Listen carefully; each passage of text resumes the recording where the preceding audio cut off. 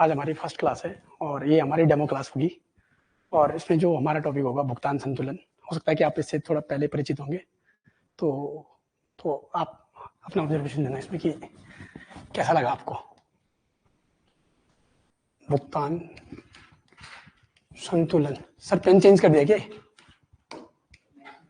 Board change लग रहा है।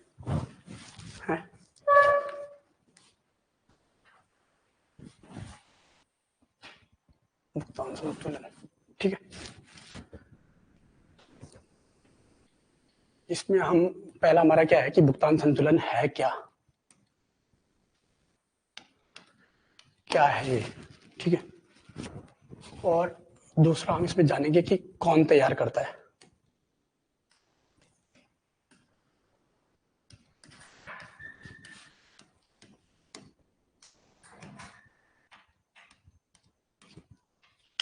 ठीक है।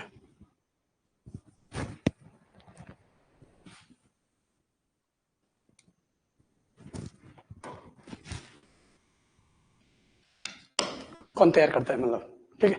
तो जैसे भुगतान संतुलन है, जैसे हम व्यापार करते हैं दो व्यक्ति आपस में, एक क्या होगा, एक विक्रेता होगा और एक होगा क्रेता। तो वैसे दो देश आपस में क्या करते हैं, व्यापार करते हैं। तो एक जो वस्तुएं बेचेगा तो उसके लिए वो जो वस्तुएं बेच रहा है वो क्या करेगा, अपनी वस्तुओं का निर्यात। तो उससे उसको क्या मिलेगा, विदेशों से पैसा। और जो देश आयात करेगा, दूसरे देशों से कोई वस्तुएं मंगाएगा, वो उस देश के लिए क्या हो जाएगा, आयात। तो आयात के लिए क्या करेगा, वो अपने देश से क्या देगा, पैसा। तो भुगतान संतुलन मतलब जनरली ये है कि व्यापारी है दो देशों के बीच और उसका लेखा जोखा है। भुगतान संतुलन क्या है, एक लेखा जोखा है। तो इसमें हम क्या लिखेंगे, एक प्रकार का क्या है, एक प्रकार का वित्तीय हस्तांतरण है। वित्तीय हस्तांतरण है, फाइनेंशियल ट्रांजैक्शन है। किसके बीच, किसी निवासी और अनिवासी। अब यहां पे हमने नागरिक और अनिवासी व्यक्ति के बीच और जो ये होगा ये किसी देश में होगा और किसी पर्टिकुलर टाइम में होगा। किसी देश के लिए और किसी पर्टिकुलर टाइम के लिए, 1 साल के लिए, 6 महीने के लिए, 3 महीने के लिए, ठीक है। वित्तीय हस्तांतरण है। तो जो ये मतलब कोई भी चीज का अगर आप व्यापार करोगे या वस्तुओं का, सेवाओं का, उसके लिए क्या होगा, एक ट्रांजेक्शन होगी और वो फाइनेंशियल ट्रांजेक्शन होगी, जिसके लिए आपको ये मोस्टली जो भुगतान संतुलन में जो लेखा जोखा रखा जाता है ये डॉलर के फॉर्म में एक्सप्रेस किया जाता है। आपको विदेशों से कुछ खरीदना है तो उसके लिए आपको क्या देना पड़ेगा, डॉलर। आपको उनको अगर हमसे कुछ खरीदना है तो वो भी हमें क्या देंगे, डॉलर। तो ये फाइनेंशियल ट्रांजेक्शन है किसके बीच, निवासी और अनिवासी, नागरिक नहीं, ठीक है। निवासी मतलब जैसे मैं यहाँ हूं, हो सकता है कि भारत का नागरिक कोई अमेरिका में है और वो भारतीय सेवा खरीद रहा है, तो वो हमारे लिए क्या हो गया, अनिवासी हो गया। और अनिवासी जो अमेरिकन नागरिक है वो भी क्या है, अनिवासी है, ठीक है। समझ आ रहा है आपको, ठीक है। मतलब निवासी अगर कोई भारतीय नागरिक विदेशों से कोई सेवा खरीद रहा है या कोई वस्तु खरीद रहा है या पैसा दे रहा है, मतलब हो सकता है कि कोई पेरेंट्स, उनके लड़के अमेरिका में पढ़ते होंगे MIT में, तो यहाँ से क्या भेजेंगे, पैसा भेजेंगे। वो रुपये जाएगा, रुपये कन्वर्ट होगा डॉलर में और डॉलर उनको जाएगा। वो भी क्या है, निवासी वो यहाँ के, और अनिवासी जो छात्र अमेरिका में रह रहा है, तो उसको उनके बीच क्या हो रहा है, पैसों का आदान प्रदान, एक वित्तीय हस्तांतरण, ठीक है। क्या है, इतना समझ आ गया आपको। इसमें दो चीजें क्या है, जब आप चीज को आयात करेंगे, आयात वो हो सकता है वस्तु हो, सेवा हो, या कोई पैसा भेज रहा है, इनकमिंग मनी, शॉर्ट टर्म में हम इसको बोल सकते हैं इनकमिंग मनी, ठीक है। तो जो इनकमिंग मनी होगी उसको क्या लिखेंगे हम, क्रेडिट प्लस, मतलब जोड़ेंगे। ये ध्यान रखना है, इनकमिंग मनी मतलब आने वाला जो पैसा होगा ना, वो जरूरी नहीं कि वस्तु के बदले आया हो सकता है सेवा बेची उसके बदले आ सकता है। हो सकता है कि आपको केवल दान दिया हो किसी ने, अमेरिका में दान दिया था ना बहुत टाइम आपदाओं के समय, तो वो उसको जो आने वाला पैसा होगा उसको क्या लिखेंगे, मतलब आने वाला जो पैसा होगा, पैसा मतलब डॉलर धन जो भी है, ठीक है, उसको क्या लिखेंगे हम, आने वाला पैसा प्लस करेंगे, मतलब समझ लो इतना, धीरे धीरे पिक्चर बनेगी, प्लस करेंगे और इसको क्या लिखेंगे, क्रेडिट, क्रेडिट जिसको बोलते हैं मतलब प्लस, आपके पैसे, आपके खाते में पैसा आ गया, क्रेडिट, इस टाइप से प्लस। और जो यहाँ से जाने वाला पैसा होगा, हो सकता है वो किसी के लिए भी, हमने कोई वस्तु खरीदी, यहाँ से पैसा, अमेरिका से वस्तु खरीदी तो पैसा भेजना पड़ेगा, या हमारा कोई छात्र वहां पढ़ रहा है उसको पैसा देना है, वो भी, ठीक है। तो जो जाने वाला पैसा होगा, जाने वाला पैसा, इसको लिखेंगे माइनस, मतलब ऐड, जो आएगा उसको ऐड करेंगे, लेखा जोखा है ना ये, अकाउंट है ये, तो आपको प्लस और माइनस करना पड़ेगा हर चीज, ठीक, और इसको लिखेंगे डेबिट। कितना समझ आया आपको? और दूसरी बात इसमें क्या है कि इसमें जो भी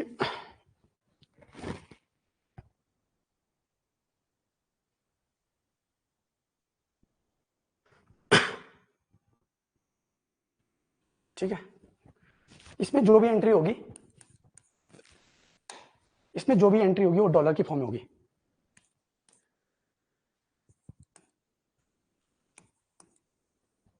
इसमें सभी मदों को, मद मतलब एंट्री, सभी मदों को डॉलर, डॉलर, डॉलर मतलब अमेरिकन डॉलर है, डॉलर तो बहुत सारे हैं, अमेरिकन डॉलर में, सभी मदों को अमेरिकन डॉलर में प्रदर्शित किया जाएगा, या हम क्या बोल सकते हैं, सभी मदों को अमेरिकन डॉलर में लिखा जाएगा,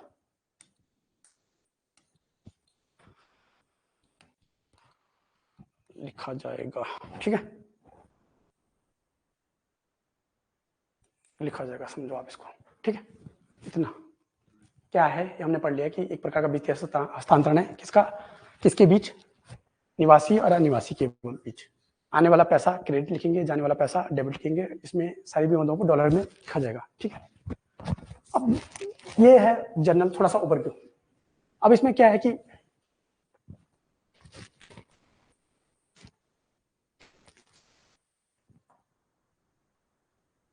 ठीक है,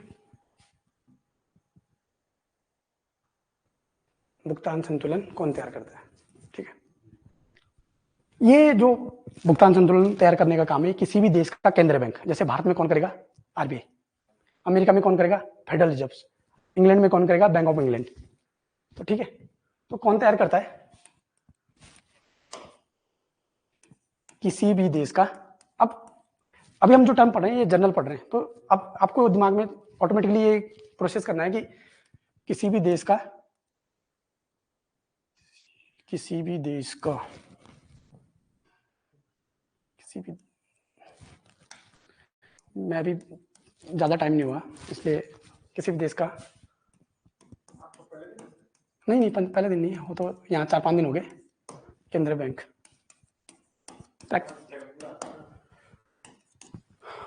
किसी भी देश का केंद्रीय बैंक, ठीक है।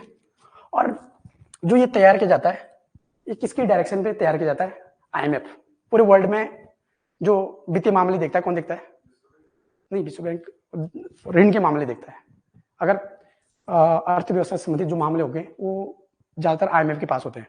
तो आईएमएफ क्या करता है कि हर देश को दिशा निर्देश देता है कि, क्योंकि केवल ये भुगतान संतुलन केवल भारत को नहीं बनाना है, ये पूरे हर देश को बनाना है, क्योंकि हर देश का किसी न किसी के साथ आयात और निर्यात होता ही रहता है, तो उस चीज को सिमिलरिटी लाने के लिए, उस चीज में एक समानता लाने के लिए आईएमएफ ने क्या बनाया, एक मैनुअल बनाया, आईएमएफ ने एक मैनुअल बनाया जिसको बोलते हैं बीएमपी 6 मैनुअल।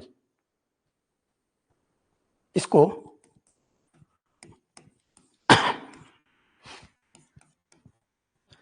आईएमएफ, आईएमएफ मतलब अंतरराष्ट्रीय मुद्रा कोष, इंटरनेशनल मॉनेटरी फंड, आईएमएफ के बीएमपी 6 मैनुअल, ये एक मैनुअल है, मतलब फॉर्मेट है, इस फॉर्मेट में तैयार करना है कि आपको यहाँ ये लिखना है, यहाँ ये लिखना है, यहाँ ये लिखना है, मतलब मैनुअल है, आप बताएंगे कि वो मैनुअल क्या है, ठीक है, मैनुअल फॉर्मेट, मतलब आप फॉर्मेट समझ सकते हैं, ठीक है। बीएमपी 6 मैनुअल, थोड़ा क्लियर नहीं दिख रहा क्या, ठीक है, बी एम BMP6 ये नाम है उसका जो मैनुअल है, ठीक है। किसी भी देश का केंद्रीय बैंक तैयार करता है और इसको IMF का बीएमपी मैनुअल के हिसाब से तैयार किया जा सकता है, ठीक है। ये तो हो गया कि भुगतान संतुलन क्या है और कौन तैयार करता है, बेसिक्स ये है। इसमें दो तीन चीजें टर्म समझ लो कि जैसे आयात क्या होता है, जरूरत पड़ेगी, ये तो वैसे आपको पता ही होगा। आयात क्या होता है, मतलब जब किसी कोई देश दूसरे देश से क्या करता है, वस्तुओं को खरीदता है। मतलब आयात तो नहीं बोलेंगे फिर डेफिनेशन में। आयात का मतलब क्या है कि जब कोई देश दूसरे देश से वस्तुओं को खरीदता है तो उस देश के लिए क्या हो गया, आयात, और जो देश भेज रहा है उसके लिए क्या हो गया, निर्यात। तो जब किसी देश द्वारा क्या होगा, किसी देश द्वारा दूसरे देश से इस पे लिखो नहीं जरा, दूसरे देश से वस्तुओं, केवल वस्तुओं नहीं, ठीक है, सेवाओं का भी, वस्तुओं और सेवाओं, वो क्यों हो रहा है, रिपीट हो रहा है, वस्तुओं सेवाओं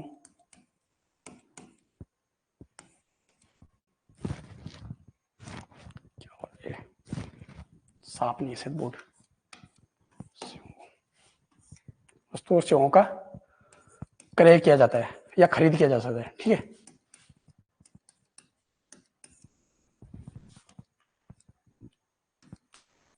क्या हो रहा है, ठीक है। आयात नॉर्मल टर्म्स में, और निर्यात भी क्या होगा, मिट रहा है कुछ, निर्यात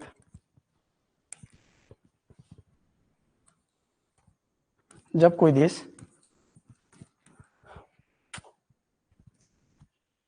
समझ नहीं आ रहा कि हो क्या रहा है,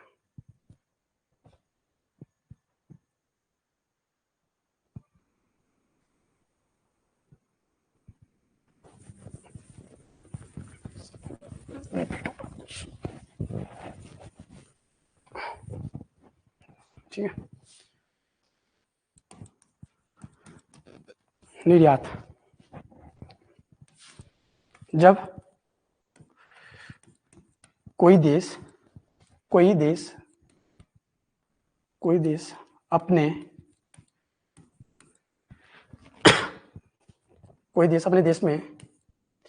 अपने देश में निर्मित और उत्पादित, ठीक है, निर्मित वस्तुओं और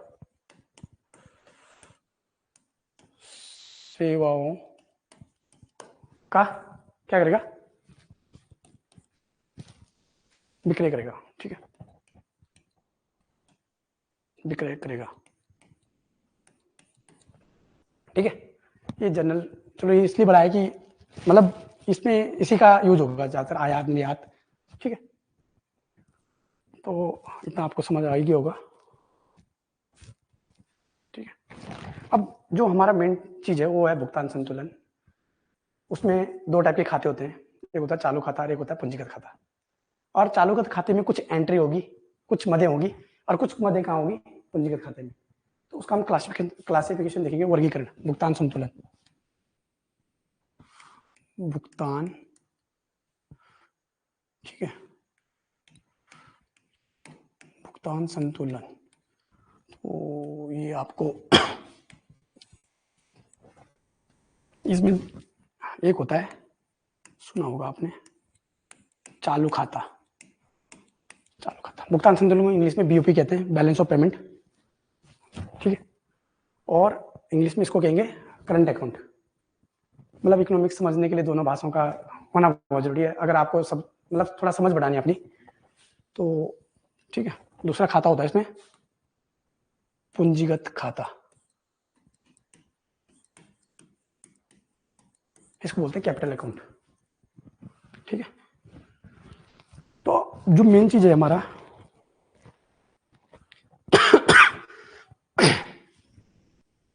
पिछले 4-5 दिनों से खांसी हो रही है, इसलिए थोड़ा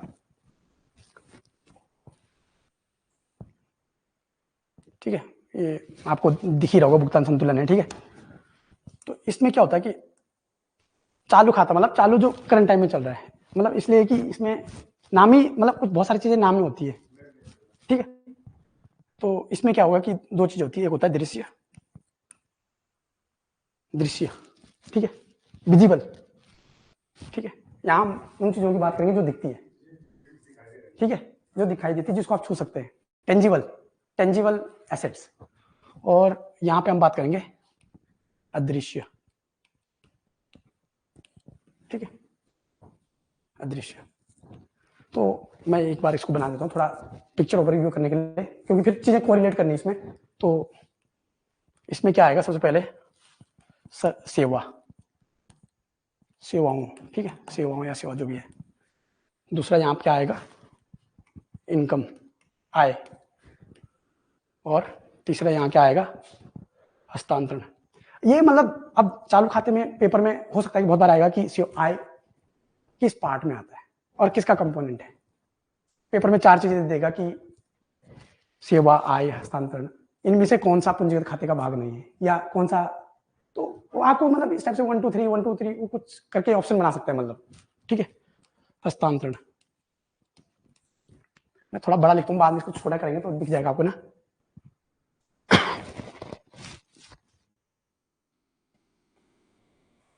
चलो यहाँ पे लिख देते हैं पहले। सेवा में, सेवाएं तरह तरह की सेवाएं हो सकती है, जो हम उसका हम खरीद भी कर सकते हैं और बेच भी सकते हैं। मतलब बीओ, मतलब जब आप बीओपी पढ़ोगे तो आपको इसमें डबल एंट्री का ध्यान रखना है। डबल एंट्री का मतलब क्या है कि कोई चीज यहाँ से जा रही है तो हमारे लिए तो निर्यात हो गई, पर किसी देश के लिए क्या हो गया, वो आयात हो गया, तो वो भी अपने देश में ऐसी ऐसी लिखेगा उसको। तो जब सेवाएं हम कुछ खरीद रहे हैं तो हम कुछ सेवाएं बेच भी रहे होंगे, तो प्लस माइनस, वो प्लस माइनस लिखने का मतलब ये था कि अगर कोई हम सेवा बेच रहे हैं तो उसके बदले हमें क्या आएगा, डॉलर आएगा, तो उसको हम प्लस करेंगे। और कोई हम सेवा बेच रहे हैं, वो खरीद रहे हैं, तो उसके बदले हमें डॉलर देना पड़ेगा। तो सेवाएं, डिफरेंट टाइप की सेवाएं हम खरीदते हैं और बेचते हैं। जैसे आईटी, आईटी मतलब आईटी सर्विसेज, इंफॉर्मेशन टेक्नोलॉजी, सूचना प्रौद्योगिकी, हिंदी में क्या लिखेंगे, सूचना प्रौद्योगिकी, ठीक है। बीमा, बैंकिंग, बैंकिंग, और लिख सकते हैं यहाँ पे जहाज रानी। अब हम इसको सारा समझाएंगे कि ये क्या है एक्चुअल में, ठीक है। जहाज रानी, पर्यटन, पर्यटन भी क्या आएगा, सेवा में आएगा, ठीक है। ये इसका पार्ट है थोड़ा। और यहाँ पे आएगा, बताएंगे कि अभी क्या है सारा। इसमें आएगा लाभ, इसमें आएगा ब्याज और लाभांश। हम समझेंगे कि इन शब्दों में क्या अंतर है। और हस्तांतरण में आएगा विप्रेषण। सुना है कभी ये शब्द है, सुना है, विप्रेषण, अनुदान, उपहार, ठीक है। और इसको बना देते हैं क्योंकि चीजें यहां समझाने के लिए इसकी जरूरत पड़ेगी थोड़ा बहुत, क्योंकि वैसे कंप्लीट होगा नहीं है, पर मैं लिख देता हूं चीजें रिलेट करने के लिए। इस पे जो भाग होंगे इसमें, ओह सॉरी, पूंजीगत खाते, एक होगा इसमें निवेश, दूसरा होगा इसमें ऋण, तीसरा होगा इसमें बैंकिंग,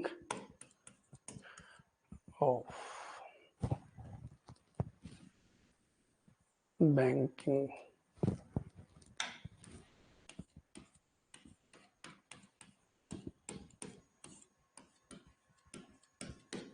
थोड़ा ठीक है। तो इसमें बता देते हैं हम दो चीजें, एफपीआई सुना है, एफडीआई, अब बाद में बताएंगे कि ये क्या है। इसमें पढ़ेंगे हम दो चीजें, एक होता है सार्वजनिक ऋण, जिसको बोलते हैं सरकारी ऋण बोल सकते हैं यहाँ पे, इस सरकारी ऋण अब ये क्या है, दूसरा है यहाँ पे वाणिज्यिक ऋण।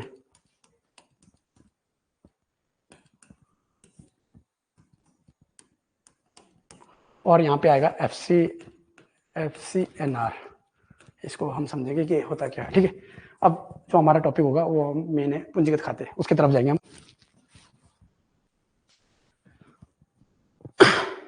दृश्य, ठीक है।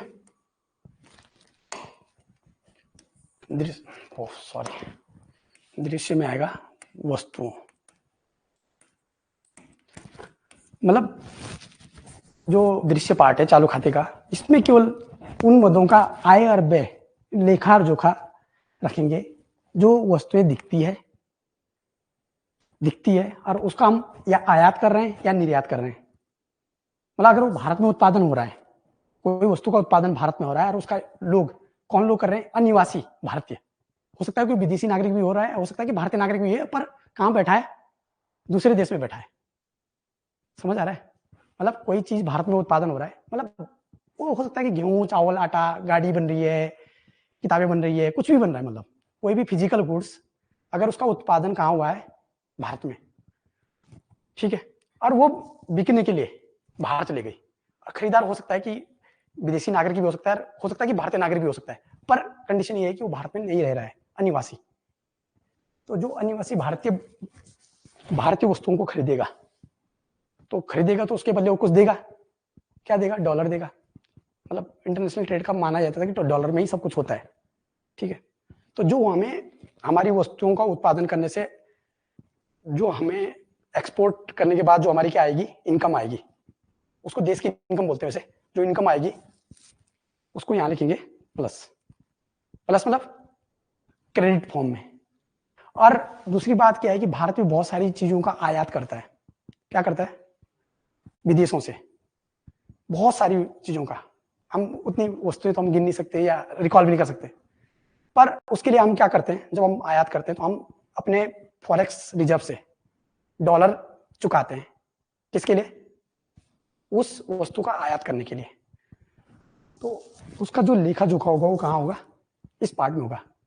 मतलब अगर आपको मर्सिडीज गाड़ी खरीदनी है ना जर्मनी से, तो उसके लिए भी पहले आपको रुपए डॉलर में कन्वर्ट करना पड़ेगा, फिर वो डॉलर वहां से जाएगा, फिर तो जब डॉलर जा रहा है तो माइनस, और अगर डॉलर आ रहा है तो प्लस। तो जो ये खाता है ना, ये दृश्य वाला पार्ट है, इसमें भारत का घाटा है। क्या है? हम आयात ज्यादा करते हैं और निर्यात कम करते हैं। तो जो हमारा, इसको बोलते हैं व्यापार संतुलन, ये तो भुगतान संतुलन, बीओपी। और अगर जो ये दृश्य वस्तुओं का आयात और निर्यात है जो है ना, वस्तुओं का आयात और निर्यात दो देशों या पूरे किसी देश का पूरे विश्व के साथ जो हो रहा है, मतलब जैसे भारत का पूरे विश्व के साथ किसी के साथ भी आयात और निर्यात हो रहा है, उसका जो लेखा जोखा होगा वो दृश्य पार्ट में आएगा, वस्तुओं का होगा। उसको हम क्या बोलेंगे? बैलेंस ऑफ ट्रेड, व्यापार कहेंगे। और जो हमारा बैलेंस ऑफ ट्रेड है ना, ये क्या है? डेफिसिट है। डेफिसिट मतलब घाटे में चल रहा है। और घाटे में चलने का कारण क्या है कि हम क्या करते हैं, आयात ज्यादा करते हैं और निर्यात कम करते हैं, ठीक है। इतना तक समझ आ गया आपको? तो हमारा जो चालू खाते घाटे का जो दृश्य पार्ट है, इसको बोलते हैं विजिबल। विजिबल के अंदर जो गुड्स है, वस्तुएं, इसमें हम क्या करते हैं, आयात ज्यादा करते हैं और निर्यात, ठीक है। तो यहां पे हम लिख सकते हैं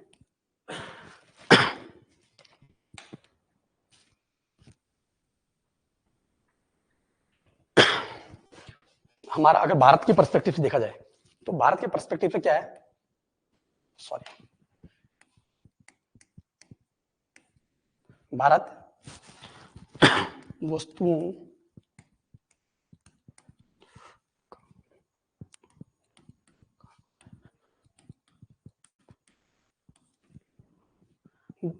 का आयात निर्यात की तुलना में आयात निर्यात की तुलना में आयात निर्यात की तुलना में क्या होगा? अधिक होगा। अधिक होगा नहीं, अधिक है, ठीक है। वस्तुओं का आयात निर्यात की तुलना में अधिक है। थोड़ा सेंटेंस फॉर्मेशन थोड़ा प्रॉपर नहीं बन पाया, पर समझो आप कंटेक्स्ट को, ठीक है। अब ऐसा क्यों है, क्या कारण है? और ये किसी भी देश के लिए बहुत बेकार चीज है कि अगर उसका ट्रेड ऑफ क्या बोलते हैं, बैलेंस ऑफ ट्रेड निगेटिव है, निगेटिव मतलब घाटे में, तो ये किसी भी देश की अर्थव्यवस्था के लिए बहुत ही घातक माना जाता है। ऐसा इसलिए कि आप दूसरे देश में उत्पादित वस्तुओं को खरीद रहे हैं, और जब दूसरे देश में उत्पादित वस्तुओं को आप खरीदेंगे तो क्या होगा, जो उत्पादित वस्तुएं अमेरिका चाइना में हो रही होगी, तो वहां क्या होगा, उससे रोजगार पैदा होगा, उस वस्तुओं के उत्पादन में ही रोजगार पैदा होता है। और हम दूसरे देश से वस्तुएं आयात कर रहे हैं, तो इससे क्या हो रहा है कि हमारे देश में उत्पादन नहीं होगा, उत्पादन नहीं होगा तो हमारे देश में क्या होगी, बेरोजगारी की दशा होगी। और दूसरी सबसे महत्वपूर्ण बात है कि हमारे जो जिसको बोलते हैं कि फॉरेक्स रिजर्व्स, विदेशी मुद्रा भंडार जो होता है, उसका क्या होता है, ह्रास होता है। जब कोई देश ज्यादा आयात करता है तो उसका विदेशी मुद्रा भंडार खत्म होने लग जाता है और संकट की स्थिति भी आ जाती है, जैसे अभी श्रीलंका में आई थी, भारत में भी आई थी 1991 में। केवल हमारे पास इतना फॉरेक्स बचा था कि हम 7 दिन के लिए तेल खरीद सकते थे बस। और मतलब हमारे जो बैलेंस ऑफ ट्रेड का डेफिसिट होने का कारण क्या है कि हम आयात ज्यादा करते नहीं, और कारण, अब मुख्य कारण क्या है उसके, वो और कुछ और कारण है। मुख्य कारण क्या है, क्यों हमारा जो ये डेफिसिट है, बैलेंस ऑफ ट्रेड हमारा डेफिसिट में क्यों है, इसके पीछे रीजन क्या है कि एक तो हमारी जो ऊर्जा जरूरतें है ना, एनर्जी नीड्स है हमारी देश की, उसके लिए वो हमारे पास, हम उसमें क्या है, आत्मनिर्भर नहीं है। समझ रहे हो इस चीज को? क्योंकि एनर्जी जो नीड है हमारी, हम पूरी कहां से करते हैं इसको, विदेशों से। पूरे जो अरब कंट्री है वहां से हमारा क्या आता है, खनिज तेल आता है, पेट्रोलियम। और उसके लिए हमें अपने फॉरेक्स रिजर्व का एक बहुत बड़ा पार्ट क्या करना पड़ता है, चुकाना पड़ता है, ठीक है। एक कारण तो ये है एनर्जी नीड्स, मतलब उसमें हमारी पेट्रोलियम जो प्रोडक्ट आता है, वहां से हमारा क्रूड ऑयल आता है, क्रूड ऑयल खनिज तेल, तो उसको फिर यहाँ प्रोसेस करते हैं, उससे हम पेट्रोल बनाते हैं, डीजल बनता है, उससे नेफ्ता बनता है, लुब्रिकेंट बनता है, उससे क्या बनता है, केरोसिन बनता है, उसी से प्लास्टिक के लिए जो चीजें आती है वो सब उससे बनता है। तो उसको ब्लैक गोल्ड भी बोलते हैं, किसको, खनिज तेल को ब्लैक गोल्ड भी कहते हैं। तो वो इसलिए कहते हैं कि वो उसमें एक टाइम ऐसा था कि अर्थव्यवस्था में एनर्जी नीड्स, एनर्जी की कोई और ऑप्शन नहीं था। आज तो हमारे पास अल्टरनेटिव ऑप्शन आ गए बहुत सारे। और दूसरा क्या है कि जो भारत है ना, भारत में क्या है कि लोगों की एक प्रवृत्ति है, क्या, सोना रखने की, सोना रखने की एक प्रवृत्ति है। और दूसरी बात यह कि हमारे जो देश की जो संस्कृति है, कल्चर है, यहाँ की महिलाएं वो सोना पहनना, मतलब सोना पहनना उनको सजने संवरने का एक वो है। तो उसके चक्कर से भी हमें सोने का आयात करना पड़ता है, क्योंकि हमारे देश में सोने का जो भंडार है वो बहुत कम है ही नहीं है, मतलब मामूली सा है। तो हमें सोने के आयात पे भी बहुत ज्यादा पैसा खर्च करना पड़ता है, जो कि एक टाइप से मतलब एसेंशियल गुड नहीं है, जिसको हम चाहे तो रोक सकते हैं, पर उसकी कुछ समस्याएं अगर हम रोकेंगे। तो हमारे जो ट्रेड डेफिसिट को बढ़ाने का सबसे मेन, मतलब जिन्होंने सबसे बड़ी भागीदारी निभाई है वो कौन है, हमारी ऊर्जा जरूरत है। और उसको भी हम क्या नहीं कर सकते, अवॉइड नहीं कर सकते। देश की इकोनॉमी को चलाना है तो एनर्जी चाहिए, ठीक है। और दूसरा क्या है कि गोल्ड, सोना, ये हमारे भुगतान मतलब जो हमारा बैलेंस ऑफ व्यापार घाटा है उसको बढ़ाने में सहयोग कर रहे हैं। और ऐसे और चीज, और भी चीजें। दूसरा क्या है, मतलब अपनी ऊर्जा जरूरतों के लिए, जरूरतों के लिए क्या है, विदेशों पर निर्भरता। ऊर्जा जरूरतों के लिए विदेशों पर निर्भरता, विदेशों पर निर्भरता,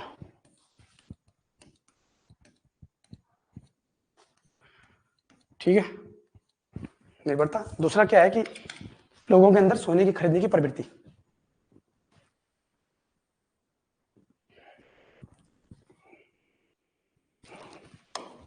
देश के लोगों में सोने के प्रति आकर्षण, देश, और वैसे तो ये हर देशों के पास हो, हर देश चाहता है कि हमारे पास ज्यादा सोना है, ठीक है।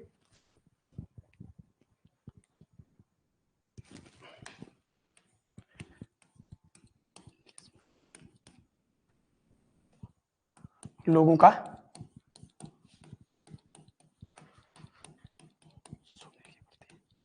सोने के प्रति आकर्षण, और जब आकर्षण होगा तो क्या होगा,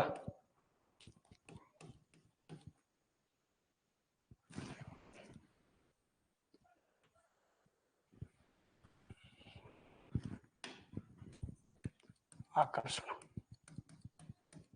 आकर्षण मतलब ये है कि, और दूसरी बात है कि आकर्षण है तो क्या कमी है, अपने यहाँ हमारे पास क्या नहीं है, अपने देश में हमारे पास क्या नहीं है, सोना नहीं है, तो जिसको पूरा किससे करना पड़ता है, आयात करके, ठीक है।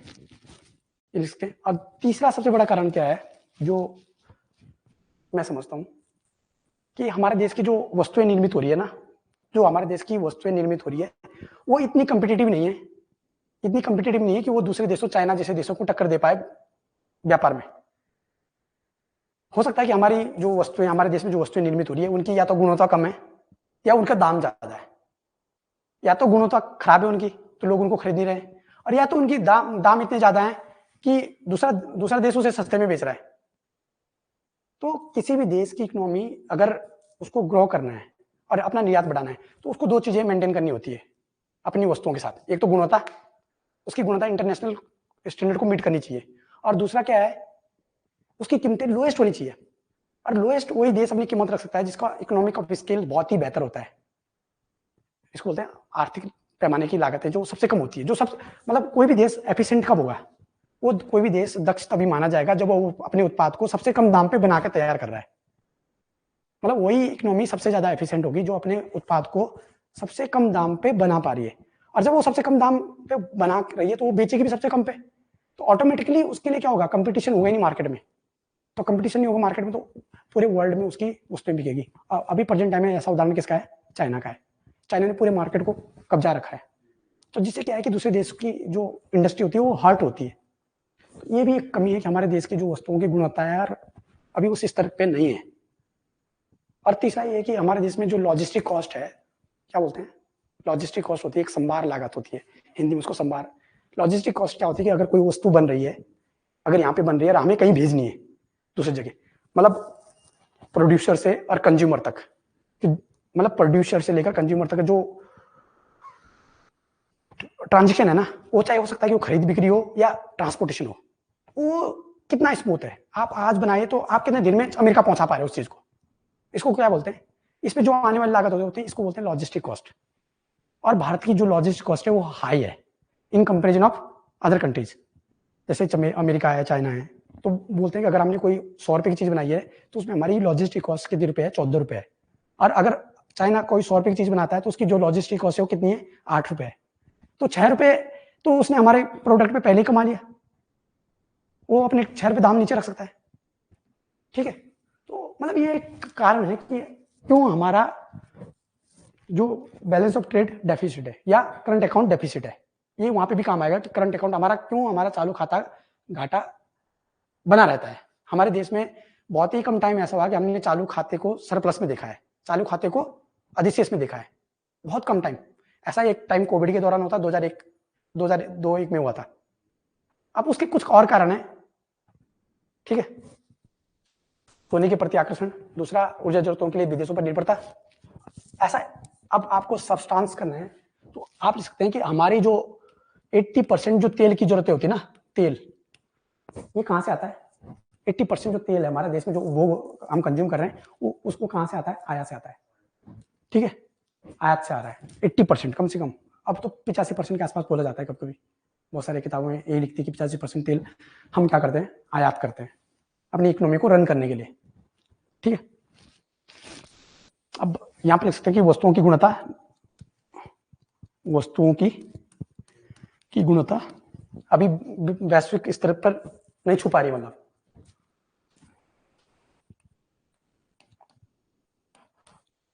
का निम्न स्तर बोल सकते हैं हम, निम्न स्तर तो नहीं बोलेंगे पर अदर देशों के कंपेरिजन में निम्न है, ठीक है, निम्न स्तर का होना। दूसरा लॉजिस्टिक कॉस्ट जिसको बोलते हैं संभार लागत, संभार लागत, संभार लागत का उच्च होना। अगर उच्च होगा तो ऑटोमेटिकली आपकी वस्तु क्या हो जाएगी, महंगी हो जाएगी, ठीक है।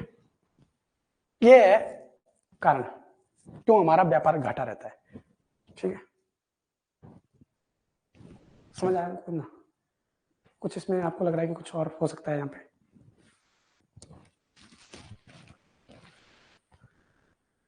सॉरी।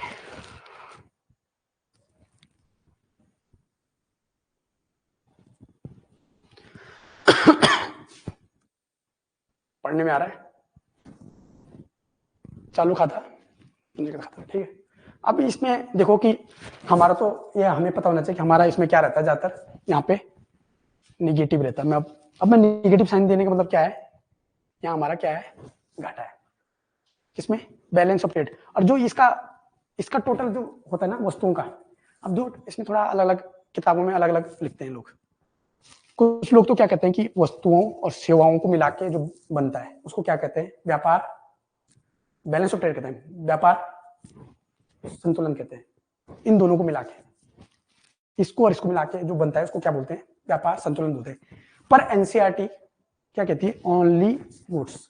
और ज्यादातर जो इकोनॉमिक की स्टैंडर्ड बुक है वो ये कहती है, पुरानी बुकें हैं, मतलब जो जब लिखी गई इकोनॉमी, तो वो ये कहते हैं कि केवल वस्तुओं का आयात और निर्यात का जो अंतर है उसी को क्या कहेंगे हम, मतलब वस्तुओं का आयात और जो निर्यात है उसी को क्या कहेंगे हम, व्यापार संतुलन। अगर उसमें प्लस है, अगर आप ज्यादा निर्यात करें तो आपका क्या होगा, अधिशेष होगा। अगर आप आयात ज्यादा करें तो आपका क्या होगा, घाटा होगा। ठीक है, मतलब व्यापार संतुलन क्या है, वस्तुओं और सेवाओं का निर्यात। सेवाओं, अब जनरल पर्सपेक्टिव में तो ज्यादातर यही लिखते हैं वस्तुओं सेवाओं, पर जो स्टैंडर्ड किताबें हैं वो वस्तुओं कहते हैं। और आपको ऑप्शन भी उस हिसाब से देखना पड़ सकता है कि पेपर डिजाइनर ने ऑप्शन के हिसाब से बनाया है। अब IMF तो इसको यहाँ रखता है, और वर्ल्ड बैंक भी शायद वो हमारा जो RBI वो भी इस टाइप से रखता है। पर जो जनरल जो किताबें हैं इकोनॉमिक्स की, वो इसको केवल इसको मानती है, जो एज अ इकोनॉमिस्ट के व्यू पे पर्सपेक्टिव से जो बड़े बड़े इकोनॉमिस्ट है उन्होंने क्या बोला है। तो वस्तुओं को जो आयात और निर्यात होगा उसको क्या कहेंगे, व्यापार संतुलन। ऊपर क्या है, भुगतान संतुलन, उसको दिमाग में वो नहीं करना है, इंटरचेंज नहीं करना। हाँ, ये है इंडियन इकोनॉमी का पार्ट है, और इकोनॉमी का पार्ट है, और ये मैक्रो में भी आपको मैक्रो में, हाँ मैक्रो में भी है, माइक्रो का नहीं है। ठीक है, ये टॉप ये वाला पार्ट हो गया हमारा। हमने ये देख लिया था कि हमारा व्यापार घाटा क्यों है। और अब थोड़ा लंबा से चले जाएगा ये कि व्यापार घाटे को कम करने के लिए सरकार ने क्या प्रयास किए हैं, तो बता सकते हैं, इसी में बता दें या फिर इनको तो बता देते हैं इसमें। ठीक है, अब इसमें क्या है कि सरकार ने व्यापार घाटे को कम करने के लिए बहुत सारे प्रयास किए हैं। हम क्या कर सकते हैं, सरकार ने क्या कर दिया कि सबसे पहले जो लग्जरी गुड्स थी, जो अति आवश्यक वस्तु नहीं है, उस पर सरकार ने क्या बढ़ा दी, कस्टम ड्यूटी बढ़ा दी। कस्टम ड्यूटी बढ़ा दी तो महंगे हो जाएंगे तो लोग खरीदेंगे नहीं, पहला कारण ये है। दूसरा ये है कि सरकार कोशिश कर रही है कि जो हमारी ऊर्जा जरूरत है ना, हम कोशिश करें कि अपने देश में एक तो तेल उत्पादन बढ़ाएं जो हमारे रिजर्व है, और दूसरा ये है कि हम ऊर्जा के लिए रिन्यूएबल की तरफ जाएं, नवीकरणीय ऊर्जा की तरफ जाएं, सोलर एनर्जी, विंड एनर्जी। कोशिश करें कि अपनी जो इकोनॉमी है ना उसको क्या बनाए, ग्रीन इकोनॉमी में कन्वर्ट करना है। ग्रीन इकोनॉमी का मतलब क्या है कि अपनी ऊर्जा जरूरतों को कहां से पूरा करना है, सोलर से, विंड से और हाइड्रो इलेक्ट्रिक से। तो जब हम यहां से पूरी करेंगे तो ऑटोमेटिकली हमारा क्या हो जाएगा, खनिज तेल का आयात कम हो जाएगा। और सरकार एक कोशिश और कर रही है कि जो हमारा तेल है ना उसमें एथेनॉल मिलाया जा सकता है, एथेनॉल, बायो एथेनॉल बोलते हैं उसको। तेल के साथ क्या मिलाया जाता है, बायो एथेनॉल। सरकार कोशिश कर रही है कि हम क्या करेंगे, पेट्रोल के साथ क्या करेंगे, एथेनॉल ब्लेंडिंग करेंगे, मिक्सर। तो जब एथेनॉल जो होता है वो कृषि उत्पाद से बनाया जा सकता है, कचरे से बनाया जा सकता है, कोयले से बनाया जा सकता है, वो भी फ्यूल है एक टाइप से। पर जब उसको तेल के साथ मिलाते हैं तो बराबर एफिशिएंसी देती है। तो जब उसको तेल में मिलाएंगे तो ऑटोमेटिकली क्रूड ऑयल की आयात कम करना पड़ेगा। तो ये प्रयास है किसके लिए, हम अपनी ऊर्जा जरूरतों को आत्मनिर्भर बनने के लिए या आयात पर निर्भरता कम करने के लिए। ठीक है, और दूसरे प्रयास क्या है कि सरकार ने क्या कहा कि अगर सोना तो आ ही रहा है हमारे देश में, अगर हम नहीं मंगाएंगे तो स्मगलिंग हो जाएगी, उसकी स्मगलिंग हो जाएगी तो सरकार का टैक्स भी चोरी हो जाएगा। तो सरकार ने उसके लिए क्या किया, 80-20 रूल्स लागू किया है। क्या किया है, 80-20 रूल्स लागू किया है। अगर आप कोई 100 रुपए का सोना आयात करे ना तो आपको 20 रुपए का आयात, जो सोना आपने 100 रुपए में से 20 रुपए का सोना आपको क्या करना है, वापस निर्यात करना पड़ेगा। मतलब आपने कच्चा सोना लाया, मतलब उसको प्रोसेस करके ज्वेलरी बना के आपको क्या करना है, वापस एक्सपोर्ट करना है। तो फिर वहां से डॉलर आएगा, वैल्यू एडिशन करके। अब 20 रुपए का हो सकता है कि 20 रुपए का गोल्ड को अगर आप निर्यात करेंगे तो 80 रुपए आ जाए, क्या पता, ज्वेलरी की फॉर्म में। ठीक है, समझ आया इतना। ये 80-20 रूल्स जो है ये सोने के आयात को कम करने के लिए है। और एनर्जी नीड्स के लिए हम क्या कर रहे हैं, रिन्यूएबल एनर्जी की तरफ शिफ्ट कर रहे हैं और अपने देश की जो ऊर्जा के संसाधन है उस पर हम ज्यादा ध्यान दे रहे हैं। जैसे कोयले से क्या बना रहे हैं, कोल बेड मीथेन बना रहे हैं, कोयले से सिन गैस बना रहे हैं, कोयले से टाइट एनर्जी बना रहे हैं। तो कोशिश करें कि अपनी जो इकोनॉमी है ना उसको रन किस पे किया जाए, अपने जो एनर्जी जो रिसोर्स है अपने देश के अंदर, क्योंकि हमारे पास कोयले का क्या है, प्रचुर भंडार है, पर तेल नहीं है हमारे पास, तो हमारी मजबूरी है तेल को आयात करना। पर कोशिश कर रही है सरकार की जो हमारी एनर्जी जो नीड्स है उसको ट्रांसफर किया जाए किस पे, जो एनर्जी सोर्स हमारे देश के अंदर है, जैसे हाइड्रो इलेक्ट्रिसिटी, कोल। तभी तो हमारा मेन हमारी जो एनर्जी सोर्स है, हमारी लाइट सबसे ज्यादा उत्पादन कैसे होता है, थर्मल एनर्जी से। थर्मल एनर्जी मतलब जो कोयले से लाइट बनती है, सबसे ज्यादा हमारी आता है पेपर में कि सबसे ज्यादा एनर्जी किससे प्रोडक्शन होते हैं, किससे प्रोड्यूस होती है, तो थर्मल से, कोयले से एनर्जी सबसे ज्यादा बनती है भारत में। और अभी भी प्रेजेंट टाइम में 58 से 60% के आसपास हमारी जो एनर्जी नीड्स पूरी होती है कहां से होती है, कोयले से होती है। और ठीक है, और दूसरा इसमें सरकार ने एक्सपोर्ट बढ़ाने के लिए सरकार ने बहुत सारे प्रयास किए हैं, जैसे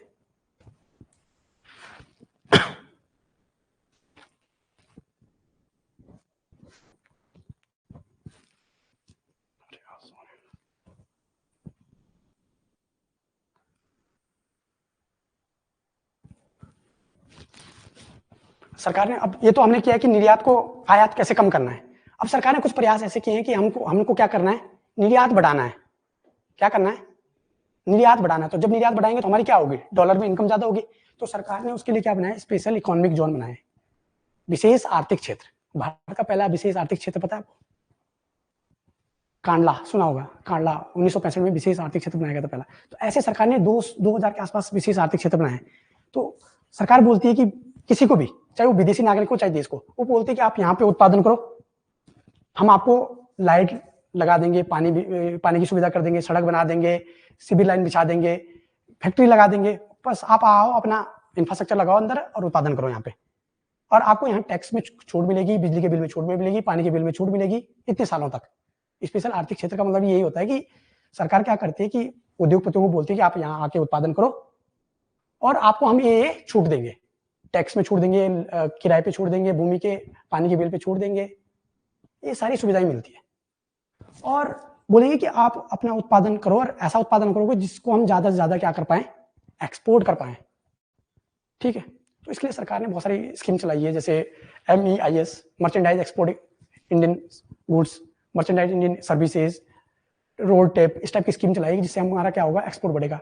दूसरा सरकार ने क्या बनाया है, टाउन ऑफ एक्सीलेंस बनाए हैं।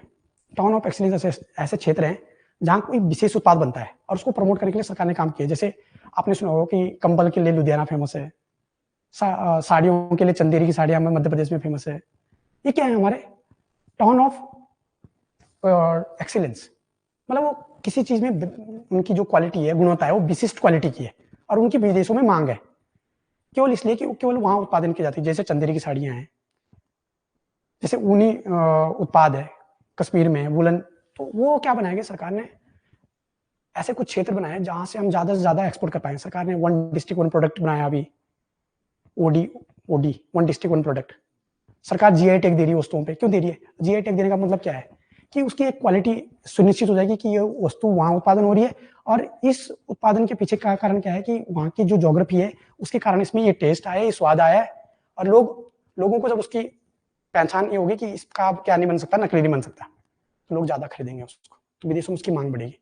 तो ये सारे ट्रेड को बढ़ाने के लिए सरकार ने बहुत सारे प्रयास किए हैं। ठीक है, तो उससे भी हमारा जो बैलेंस ऑफ ट्रेड है वो क्या हो जाएगा, जो ट्रेड डेफिसिट उसको या तो कम करेंगे या पॉजिटिव भी जा सकता है, बढ़ा भी सकते हैं उसको भविष्य में। अभी हमारे देश में बोला जा रहा है कि एक टाइम ऐसा था कि अभी सरकार को बहुत जोर है मैन्युफैक्चरिंग में, मेक इन इंडिया चलाया है। इसके पीछे सारा कारण क्या है, मेक इन इंडिया करना है, मेक इन इंडिया स्कीम चलाई सरकार ने, भारत में उत्पादन करो। और एक दूसरी स्कीम आजकल जो बहुत पॉपुलर है वो है PLI स्कीम, सुनी होगी PLI, production linked incentive schemes, उत्पादन आधारित प्रोत्साहन। ठीक है, तो उससे भी क्या है कि सरकार का मेन मोटिव क्या है कि यहाँ ज्यादा से ज्यादा क्या करना है, मैन्युफैक्चर करना है और उसको एक्सपोर्ट करना है। तो अगर यहाँ मैन्युफैक्चर होगा तो ज्यादा से ज्यादा लोगों को जॉब मिलेगी, ज्यादा से ज्यादा लोगों को रोजगार मिलेगा, ज्यादा से ज्यादा लोगों की आय आएगी, और जब लोगों की आय आएगी तो लोगों का क्या होगा, उपभोग स्तर बढ़ेगा, और उपभोग बढ़ेगा तो और वस्तुओं की क्या आएगी, मांग आएगी, और वस्तुओं की मांग आएगी तो अर्थव्यवस्था में ऑटोमेटिकली रोजगार सृजन की जो प्रक्रिया है और तेजी से बढ़ने लग जाएगी। और ये एक साइकिल होता है। तो इसलिए इकोनॉमी में साइकिल चलते हैं, जिनको बोलते हैं ट्रेड साइकिल, मंदी और समृद्धि के जो चरण होते हैं, तो उसको बूस्ट करने के लिए भी करना है। ठीक है, तो फिलहाल इसमें इतना ही बहुत है, ये तो बहुत ज्यादा हो जाएगा, हो सकता है कि फिर ओवरफ्लो होने लग जाएगा।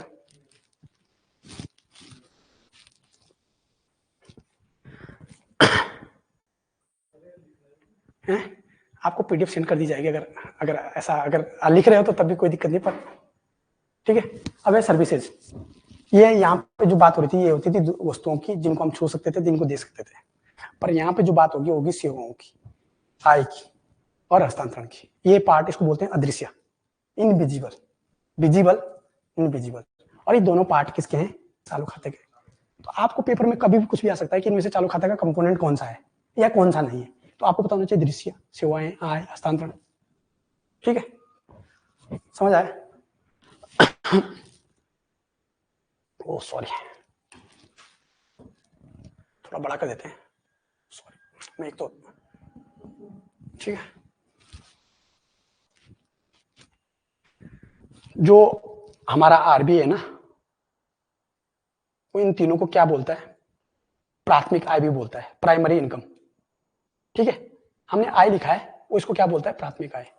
और इन तीनों को वही, ये इसके पार्ट है तीनों, ये तीन इसके पार्ट है नीचे के, और इसको क्या बोलता है वो? सेकेंडरी, द्वितीयक। ये आपको थोड़ा ध्यान होना चाहिए। ठीक है, अब हम सेवाएं पढ़ें। जैसे हमने वस्तुओं का पढ़ा, ऐसा ही व्यापार हम क्या करते हैं? सेवाओं का करते हैं। सेवाओं को हम निर्यात भी करते हैं और आयात भी करते हैं। अगर कोई सेवा यहाँ बनी है और उसका उपभोग कोई विदेशी नागरिक कर रहा है, तो क्या कर दिया हमने? एक्सपोर्ट कर दी सर्विस को। और अगर अमेरिका में कोई, अमेरिका या किसी भी देश में अगर कोई सेवा उत्पादित हुई है और उसका उपभोग कौन कर रहा है? हम कर रहे हैं, तो वो हमारे लिए क्या हो गया? आयात हो गया। तो ऐसी बहुत सारी सेवाओं का ट्रेड होता है, सूचना प्रौद्योगिकी, बीमा, बैंकिंग, स्वास्थ्य, जहाजरानी, पर्यटन। तो भारत में क्या है कि सूचना प्रौद्योगिकी बहुत ज्यादा प्रबल है। इंडिया को बोलते हैं आईटी सेक्टर में पावर है, सुपर पावर है। तो हम अपने मतलब अपने देश में, हमारे यहाँ जितनी ज्यादा सूचना प्रौद्योगिकी का सेवाओं का उत्पादन होता है, तो उसको हम मैक्सिमम क्या करते हैं? उसको एक्सपोर्ट करते हैं। मैक्सिमम क्या करते हैं?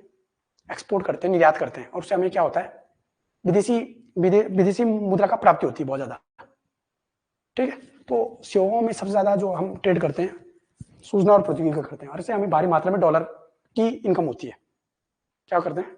डॉलर में इनकम होती है। तो ऐसा सब सेवाओं से हमें आय भी होगी। और कुछ सेवाएं हम खरीदेंगे तो उसको हमें क्या देना पड़ेगा? डॉलर देना पड़ेगा। तो कुछ खरीदेंगे, कुछ बेचेंगे। पर इसमें क्या है कि यहाँ तो हमारा निगेटिव था, यहाँ हम ज्यादा क्या करते थे? आयात करते थे। पर यहाँ हम ज्यादा क्या कर रहे हैं? निर्यात कर रहे हैं। केवल इस पोर्शन की बात कर रहे हैं, तो यहाँ पर पॉजिटिव है, मतलब यहाँ हमें ज्यादा इनकम हो रही है, हम उधर कम दे रहे हैं, ज्यादा हमें मिल रहा है। ठीक है, पॉजिटिव है। बहुत सारी सेवाएं हैं, डिफरेंट टाइप की सर्विसेज। ये समझो कि इसमें सेवा वाला पार्ट आएगा, तो इसमें हम सबसे ज्यादा इनकम होती है हमारी सूचना प्रौद्योगिकी से। यहाँ हम इससे हमारी जो कंपनियां हैं बेंगलोर में, आईटी पार्क, जो हमारे आईटी पार्क्स हैं, ये क्या करते हैं कि वो बहुत सारी सेवाओं का उत्पादन करते हैं और उसको विदेशों में बेचते हैं, तो उससे बहुत भारी मात्रा में डॉलर की प्राप्ति होती है। ठीक है, ऐसी बीमा है, बैंकिंग है, जहाजरानी है। जो हमारे जहाज है, ये विदेशों के माल को ढुलान करते हैं, तो उससे भी उनको क्या प्राप्त होता है? पैसा प्राप्त होता है। ऐसे ही हमारे जो उद्योगपति होंगे विदेशी जहाजों में लाते होंगे, तो उनको देना पड़ता होगा। ऐसा ही हमारे देश के नागरिक कुछ विदेशों में घूमते होंगे, तो वहां हम डॉलर खर्च करके आते हैं। ऐसे अंग्रेज हमारे देश में आते हैं तो क्या करते हैं? डॉलर खर्च करते हैं। समझ रहे हो इस बात को? ऐसी बैंकिंग है, बैंकिंग भारत का जो बैंक विदेशों में है और उनके जो बैंक भारत में है। ठीक है, ऐसी बीमा कंपनियां हैं, ये सारा ऐसे चलता है। और अब ये जो यहाँ पे इंपोर्टेंट है, यहाँ पे हमारा माइनस है। क्यों है माइनस? अब हम बताएंगे। ये पोर्शन जो बताता है, ये है लाभ, ब्याज और लाभांश। इस पोर्शन के लिए हमने ये वाला पोर्शन देखना पड़ता था इसको, कि क्यों इसकी जरूरत पड़ती। देखो लाभ क्या होता है कि जैसे कोई लाभ हमें कब होगा और प्लस कब होगा और माइनस कब होगा। प्लस माइनस सब जगह चलता है, यहाँ पे भी चलेगा, यहाँ पे भी चलेगा, सब जगह चलता है। ठीक है, तो लाभ कब होगा हमें, मतलब अगर हम भारत की बात करें तो हमें लाभ कब होगा? भारत में कोई कंपनियां होगी कहाँ? विदेशों में। और वो वहां अपना बिजनेस कर रहे हैं, और बिजनेस कर रहे हैं तो उनको कुछ लाभ भी होगा। तो जो लाभ, अब इसके लिए सॉरी, अब यहां दो चीजें देखो, ठीक है। अब एफडीआई ये होता है निवेश, एफपीआई और एफडीआई। भारतीय उद्योगपतियों ने, ये एफडीआई, भारतीय उद्योगपतियों ने अपने पैसा कहां लगाया है? विदेशों में लगा रखा है, विदेशों में दे रखा है, भेज रखा है, और उन्होंने वहां उद्योग लगा रखे हैं। जैसे टाटा ने रेंज रोवर्स पे खर्च कर रखा है, वो इंग्लैंड की कंपनी है, तो उसने उसके साथ क्या कर लिया, संबंध बना लिया और खरीद लिया उसको, कुछ सही उसका हिस्से खरीद लिया। तो उत्पादन कहाँ हो रहा है? इंग्लैंड में हो रहा है। पर अगर वहां उस पर कुछ प्रॉफिट होगा, उस कंपनी फायदे में जाएगी, तो यहां से पैसा गया कहाँ? इंग्लैंड, और वहां इंडस्ट्री लगाई, तो इंडस्ट्री के जब उन्होंने उत्पादन किया तो हो सकता है कुछ प्रॉफिट हुआ होगा, तो प्रॉफिट कहाँ भेजा उन्होंने? यहाँ पे। तो जो प्रॉफिट से इनकम होगी बाहर से, वो कहाँ ऐड होगी? उसको यहाँ पे लिखेंगे। प्रॉफिट से जो इनकम होगी, मतलब अगर उन्होंने पैसा भेजा है तो वो तो कैपिटल का पार्ट है, कैपिटल का पार्ट है। अगर पैसा भेजा है, कैपिटल का पार्ट है किसका? निवेश का, एफडीआई का, ठीक है। और अगर उस पैसे का जो पूंजी लगाई है वहां, उस पे जो लाभ होगा वो कहाँ आएगा? यहाँ पे, वो यहाँ ऐड होगा। एक खाता है ना, कहाँ पे लिखना है? मतलब जैसे हमारा बैंक का खाता होता है ना, ये खाता है, इस टाइप से दिमाग में आपके चलना चाहिए इसमें, तो वो आ यहाँ होगी। दूसरा ब्याज। अब ब्याज क्या हो गया? जैसे अगर सरकार ने किसी को ऋण दे रखा है, भारत सरकार ने नेपाल को ऋण दे रखा है 100 करोड़ रुपए का, सपोज इट उस पर 8% इंटरेस्ट मिला हर साल। ये बोल रखा भाई कि हम आपको ऋण तो देंगे, पर आप हमको क्या देना? ब्याज देना। तो जो ऋण का पैसा गया वो तो यहां चले गया, यहां से गया तो माइनस गया, हमारे यहां से माइनस हो गया।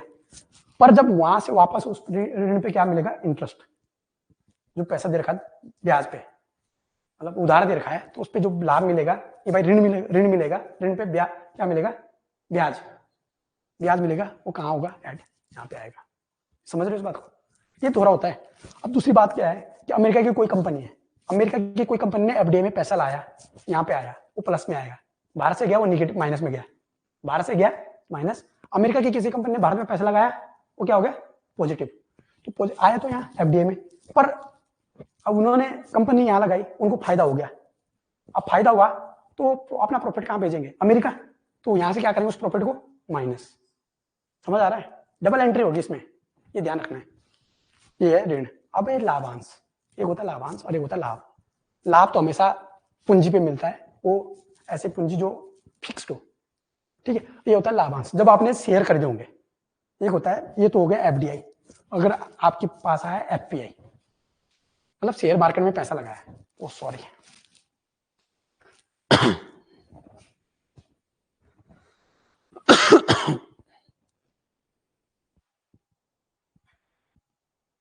ठीक है।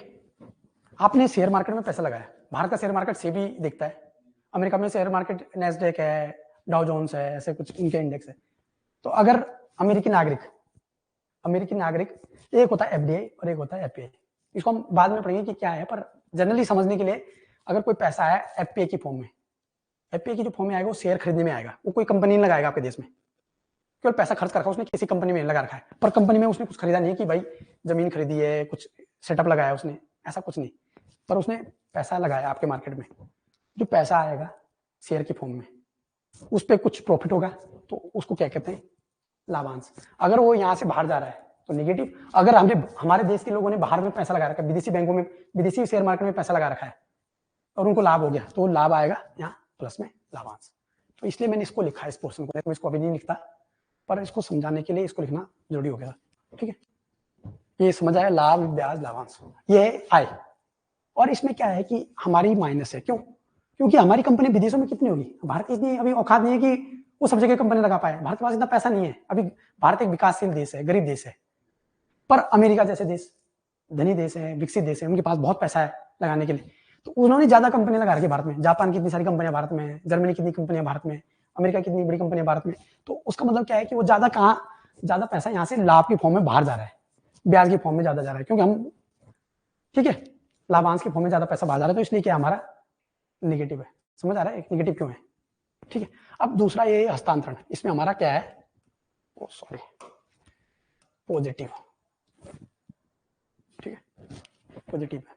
ये है विप्रेषण, पहली बार सुना होगा आपने, इंग्लिश में सुना हो सकता है कि रेमिटेंस सुना होगा, रेमिटेंस। रेमिटेंस क्या होता है कि जिसको सरल भाषा में बोल सकते हैं कि हमारे जो देश के लोग हैं, जैसे अरब कंट्री में काम करने जाते हैं, वो परमानेंट कोई वहां रहता नहीं है, काम करने ही जाते हैं बस, पैसा कमाने के मोटिव से आते हैं। तो क्या करते हैं कि हर 2 महीने में अपने घर वालों को क्या भेजते हैं, पैसा, 1 महीने में 2 महीने में पैसा भेजते हैं। तो उस पैसे को क्या कहते हैं, रेमिटेंस। उस पैसे को क्या बोलते हैं, रेमिटेंस। ठीक है, डिप्रेशन, मतलब हिंदी में इसका मीनिंग यही है और इंग्लिश में इसको रेमिटेंस बोलते हैं। और जो ये रेमिटेंस है ना, ये भारत के लिए बहुत ही फायदेमंद है।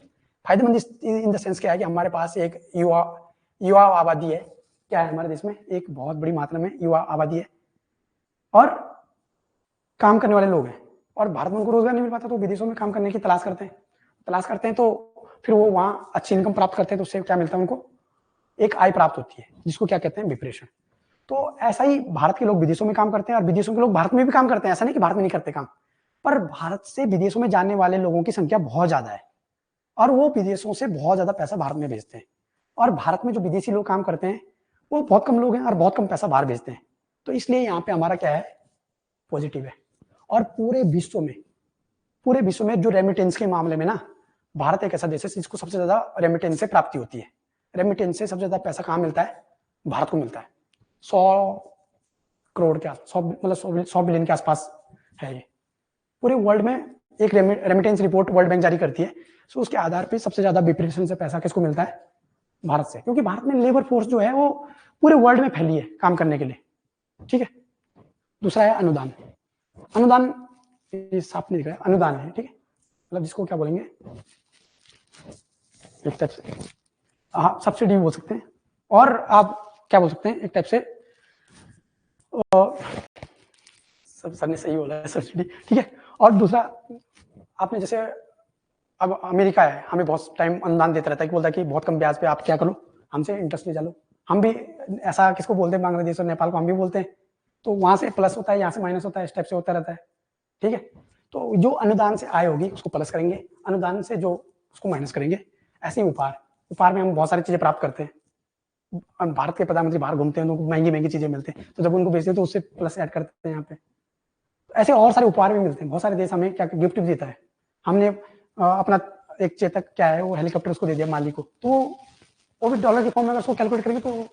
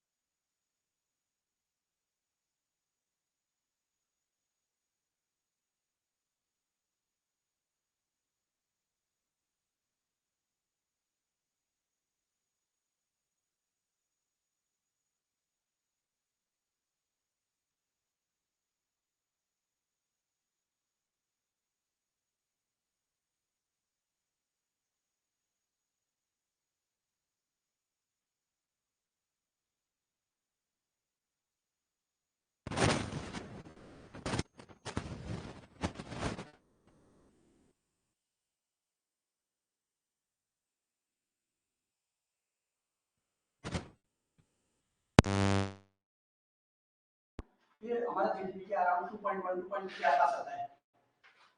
जीडीपी में टोटल जीडीपी का कितना घटा है 2.1 2018 में इसमें था।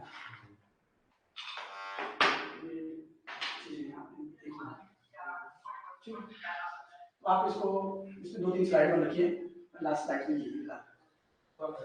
फोटो खींच लेते हैं। हाँ सर, आपको